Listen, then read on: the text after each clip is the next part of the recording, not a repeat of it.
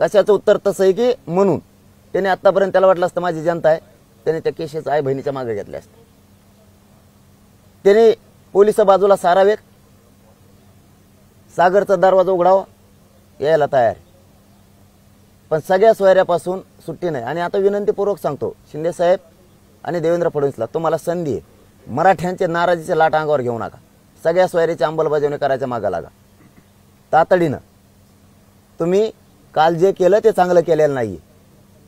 तुम्ही चक्रव्यूह रचला होता, तो आम्ही तोडला. तुमचं स्वप्न होतं देवेंद्र फडणवीस तर पुन्हा एकदा राज्यात दंगल झाली पाहिजे. नाही होऊ दिलं. काल राज्य बेचिराग नाही होऊ दिलं. नसता काल जर तुम्ही पोलिसांनी लोकांवरती लाठीचार्ज केला असता, त्याला प्रत्युत्तर काय झालं असतं तर पुरं राज्य चेतलं असतं. पुन्हा राज्य बेचिराग झालं असतं. जरा डोके ठेप्यावर ठेवून विचार करून बघा. देवेंद्र फडणवीस तुम्ही गृहमंत्री आहेत, कालची परिस्थिती काय झाली असती. तुम्ही लपून बसला असतात बंगल्यात, पण राज्य उभं जळालं असतं काल. हे नरेंद्र मोदी साहेबांसुद्धा विचार करणं गरजेचं आहे. राज्यातल्या सगळ्या नागरिकांना सुद्धा विचार करणं गरजेचं आहे.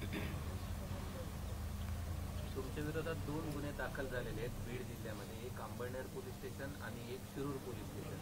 दोन्ही ठिकाणी विनापरवाना रस्ता रोको केल्याप्रकरणी तुम्हाला देखील त्यामध्ये आरोपी करण्यात आले. मी कुठं रस्ता रोको केलाय? मी कुठं रस्ता रोको केलाय? हे देवेंद्र फडणवीसचे मग चाळे. याला काय म्हणते दुसरं? मग मी दामरण उपोषणात समाजाने मिळून निर्णय घेतलेला. इथं समाजाने मिळून घेतलेला आहे निर्णय, आणि मी भेट नाही समाजासाठी. कर म्हणा तुला काय अन्याय करायचं, जास्त भोगायला लागणार आहे. याचे परिणाम आणखीन जास्त भोगावं लागणार देवेंद्र फडणवीसला. आणखीन बी शहाणपणाची भूमिका द्या. आणि तुम्हीच महाराष्ट्रातले सगळे गुन्हे मागे घेऊन सगळ्या सोयऱ्यांची अंमलबजावणी करा. मराठ्या संघ प्रेमाचं ताट ठेवा, विषारी ताट ठेवू नका. जड जाईल. आणखी नाराजी अंगावर घेऊ नका. सगळे सोयरे आणि जी मागणी आहे ती आणि त्यानंतर गुन्हे मागे घेण्याची मागणी, या 2 मागण्या संपल्यानंतर तुमचं पुन्हा काही मागण्या असणार आहे का, की या 2 मागण्यांवर तुम्ही तुमचं आंदोलन थांबवणार? पहिलेच दादा आहे 6 महिन्यापासूनच हे म्हणतात फक्त शेपूट लांबलं. हे शेपूट देतच नाहीत. पोळ्याच्या दिवशी बैलाचे ते का मागचे वाळ्या कापीत असतात तसं काम आहे यांचं. आमचं शेपूट लांब ना, येऊ शिकत कापी देत. पूर्ण सजावट करा ना. आम्ही सांगितलं तुम्हाला सगळ्या सोयरीची अंमलबजावणी करा, नोंदी सगळ्या शोधा, समितीला मुदत वाढ द्या, हैदराबादचं गॅजेट घ्या, गुन्हे मागं घ्या. तुम्ही घेतले का? अधिसूचना तुम्ही काढली आणि तुम्हीच करत नाही. परत जनतेला वेठीस धरणार तुम्ही. जनतेला वेठीस धरू नका. तुम्हाला आणखीन एक संधी येतो. मला वाटलं असं तर पोलीस बळाचा वापर केला मागं गेले. तुम्ही याच्यातून बोध घ्या. डाव डाव टाकायचा प्रयत्न करू नका. याच्यातून मराठ्यांची नाराजीची लाट काढायची असेल तर सगळ्या सोयरीची अंमलबजावणी करा. नाराजीची लाट वाढू नका. तुम्हाला संधी आहे आता. आणखीन 2-4 दिवस म्हणा, 2-3 दिवस म्हणा, तुम्हाला संधी आहे. तुम्ही या अधिवेशनात सगळ्या सोयऱ्यांची पूर्ण बाजूला अंमलबजावणी करून तुम्ही मराठ्यांची नाराजी अंगावर ओढून घेऊ नका. बार बार पोलिसांचा तुम्ही जर प्रयोग करायला गेले तर लोकही मग ऐकणार नाहीत. बार बार तुम्ही जर पोलिसालाच आडवं करून हे करायला गेले तर लोक पण मग ऐकणार नाहीत. हेही तुम्हाला जाहीरपणानं सांगतो. हा एखाद्या वेळेस ठीक आहे, चला जाऊ द्या, महिला होत्या लय मोठ्या असतच.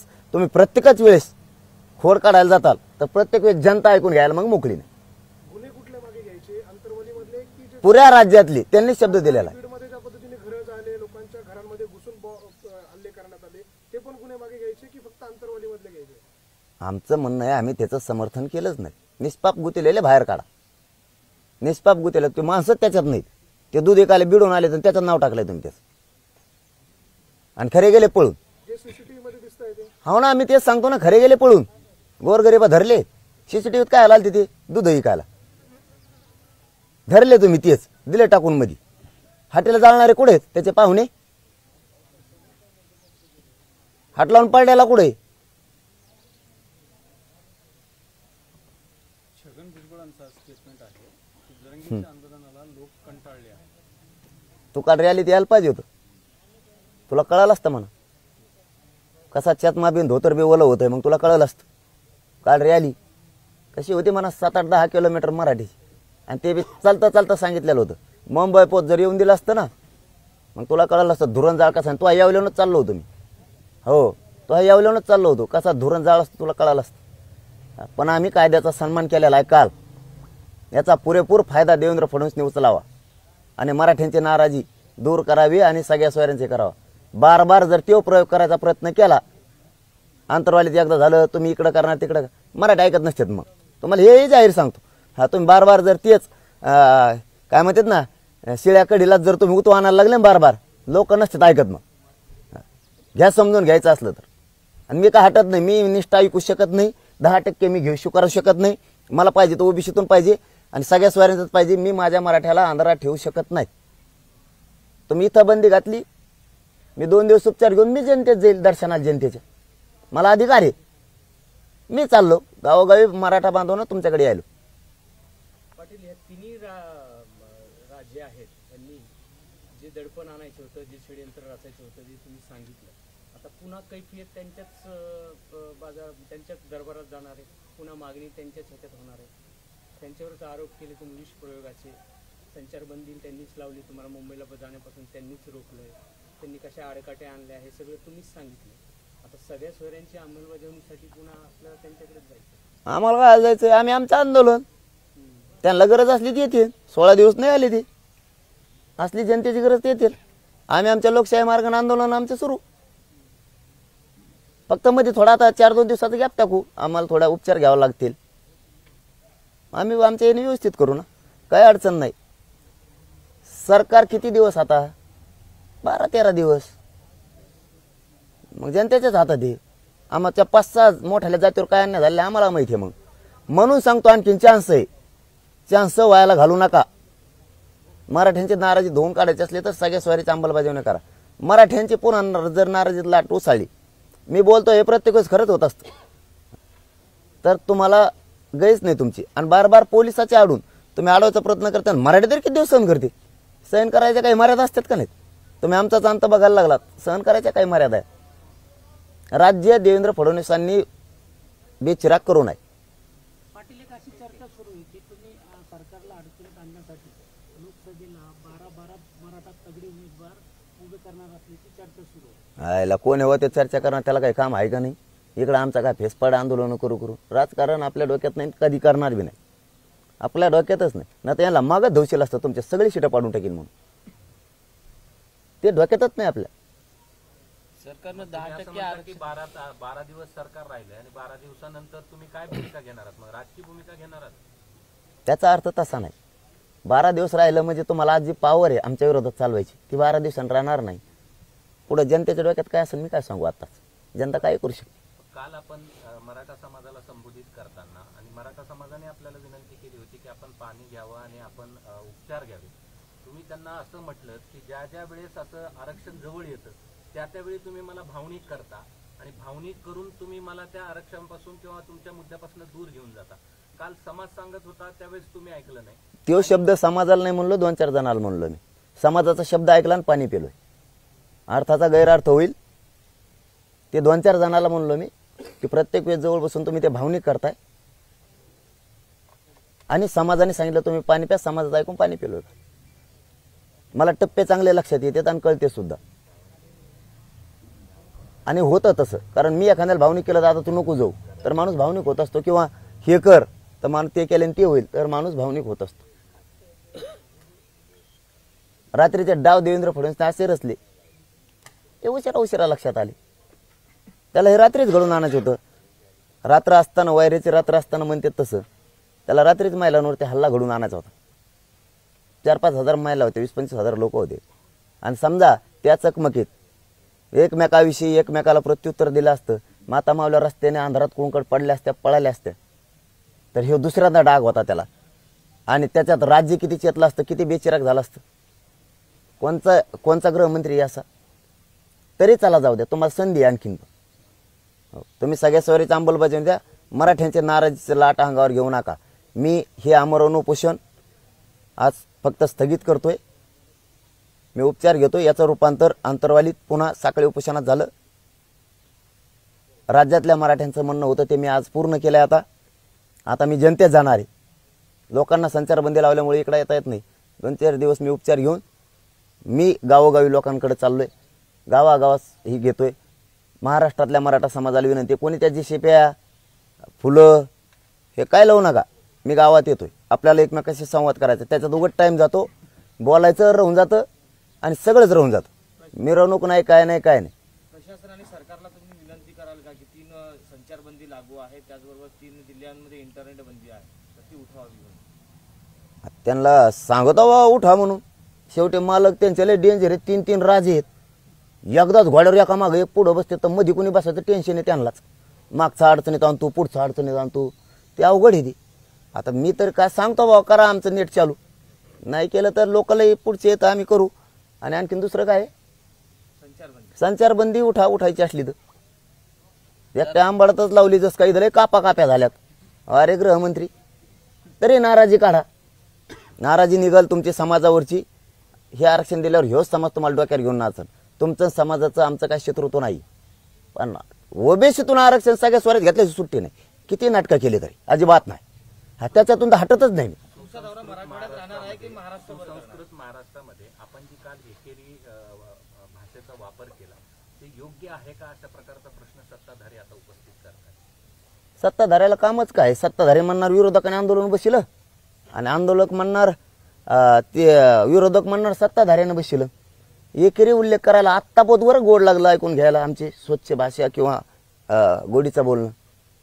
आम्ही तुम्हाला आहो जावं बोललो, माय बाप म्हणलो, याच्यापेक्षा काय पाहिजे तुम्हाला? सन्मान. 5 महिने जाऊ द्या ते कोणकड का बघा ना, मी 5 महिने तुमच्याच शब्दाचा सन्मान केला ना. त्या शिंदे साहेब असतील, फडणवीस साहेब असतील, सन्मानच केला प्रत्येक वेळेस माघारच, तेव्हा गोड लागलं. आता तुम्ही आमच्या लोकांनी मान्य न्यायालयाने सांगितलं की तुम्ही सलाईन घ्या आणि शांततेचा रास्तारोक केला, दोन्ही केलं ना. आम्ही गुन्हे करून दाखल केले. लोकांकडून अपेक्षा ठेवायला आवजावं बोलायची, तसं वागावं लागतं, तसं वागावं लागतं. आरी डवचिनार मागून नांगराला बैल झोपेल्यासारखा. मग तो मला आता फटका बसणारच ना त्या बैलाचा. असं नाही चालत. राज्य तुमच्या हातात आलं म्हणजे का तुम्ही तसं कसं बी नाही चालविणार. प्रत्येकच वेळेस पोलिसांचाच बळाचा वापर करणार. प्रत्येक वेळेस पोलिसांनी लोकांनी बी ऐकलं पाहिजे ना. मग तुम्ही जर बार तेच करताल तर मग लोकांना बी काही मर्यादा आहेत. लोक तरी किती दिवस सहनशीलता करणार आहेत. तुम्ही बार तेच वापर करणार. नावेला तुम्ही एकदा झालं, दोनदा झालं, तुम्ही बार त्या गृहमंत्री पदाचा वापर करून तुम्ही जर पोलिसांना बारच आडवू घालत असली तर मग लोक बी सहन नाही करणार. नावेला होऊ शकतो मग लोकांचा पण. शेवटी त्या मराठी आहेत. मग पाटील, आतापर्यंत सरकारमधले नेते तुमच्या मागे कोण असा प्रश्न करत होते, मात्र आता विरोधक सुद्धा विचारत आहे की तुमच्या मागे कोण आहे, त्याची चौकशी झाली पाहिजे. आताशी कशी काय लाईन गाडी ठेप्याला आली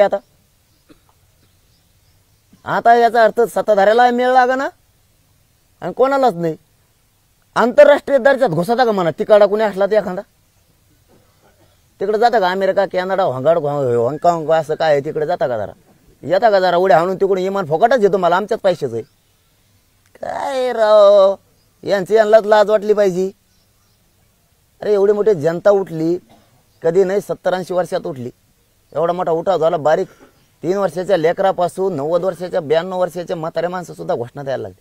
एवढं तर कळायला पाहिजे. एवढी जनता पेट घेतला, एवढं तर कळायला पाहिजे. रोखू शकत नाही. तुम्हाला सांगतो, तुमच्या डोक्यात गैरसमज असं रात्रीच आता काढून टाका. गृहमंत्री साहेब, तुम्ही नव्यानं याच्यात बदल करा. लोकांची नाराजी काढा. सगळे स्वारीचा अंमलबजावणी देऊ. बार लोक पोलिसाला सुद्धा थांबत नसतेत. आणि अंतरवालीचा प्रयोग झाला तो पुन्हा स्वप्न बघू नका. कारण रात्री जर डाग लागला असता तुमचं तो आयुष्य संपलंच असतं. पण पुरं राज्य बेचेराक झालं असतं. रात्री पुरं राज्य ते वाचविलं पठ्ठ्याने. तुझी जबाबदारी होती, मी वाचविलं बेचेराक होण्यापासून. नसता रात्री जर महिलेली एक बी काठी लागली असती.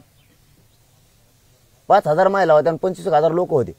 त्यांना पळायला सुद्धा जागा नव्हती. रात्री जर झालं असतं तर उभं राज्य चेतलं असतं फक्त तुझ्यामुळं. पण तुझं स्वप्न मी पूर्ण नाही होऊन दिलं. तुला रात्री ते करायचं होतं.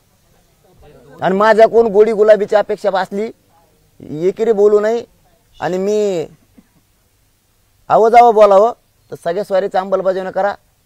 तुम्हाला मराठी डोक्यावर घेऊन नसते. पुन्हा एकदा नाराजीची लाट काढून टाका. नाराजीची लाट वाढू नका मराठ्यांची. हे सांगणं आहे माझं तुम्हाला. चलो, धन्यवाद. मुंबईच्या वेशीवरून तुम्ही परत आलात.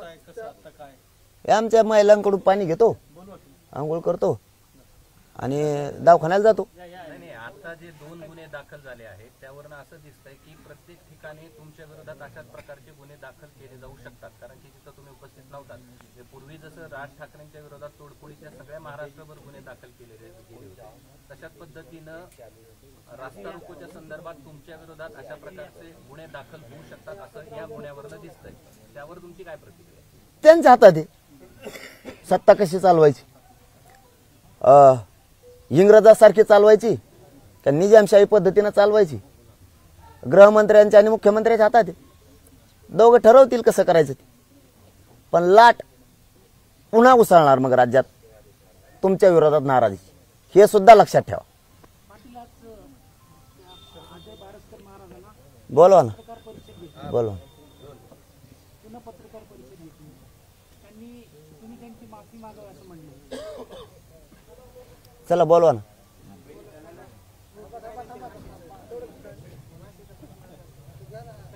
ते अजय बारसकरांनी विरोधात पत्रकार परिषद घेतली. चला, कोणाला टाइम द्यायला आम्हाला टाइम आहे का हो? सरकारने उभा केलेले लोक.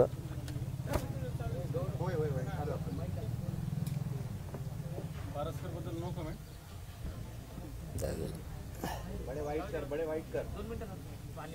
हा हा.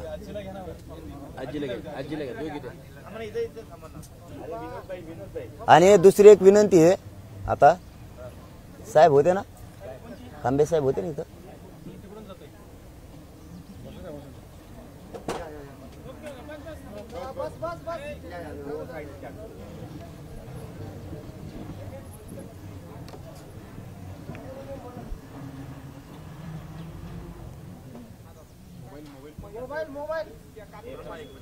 हा बर. आता फक्त एक विनंती आहे का सगळं व्हायलंय ते हटवून इथली कीर्तनं मात्र हे देवाचे इथं हे सुरू राहू दे रेग्युलर, कारण देवाची कीर्तनं नाही बंद करता येणार.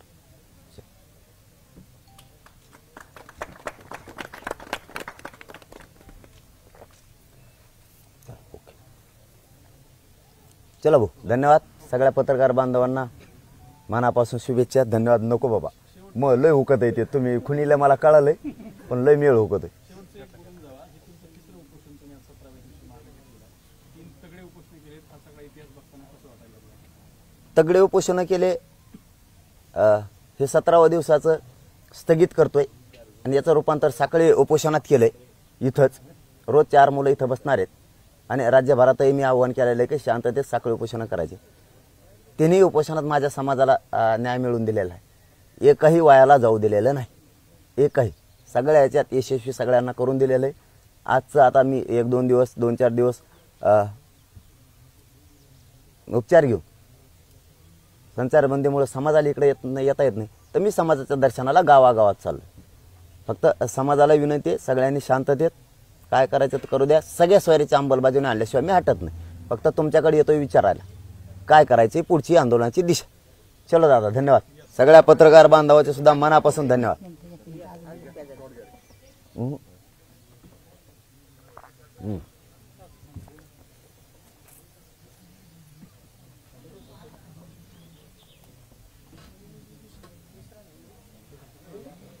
चलो, धन्यवाद भाऊ.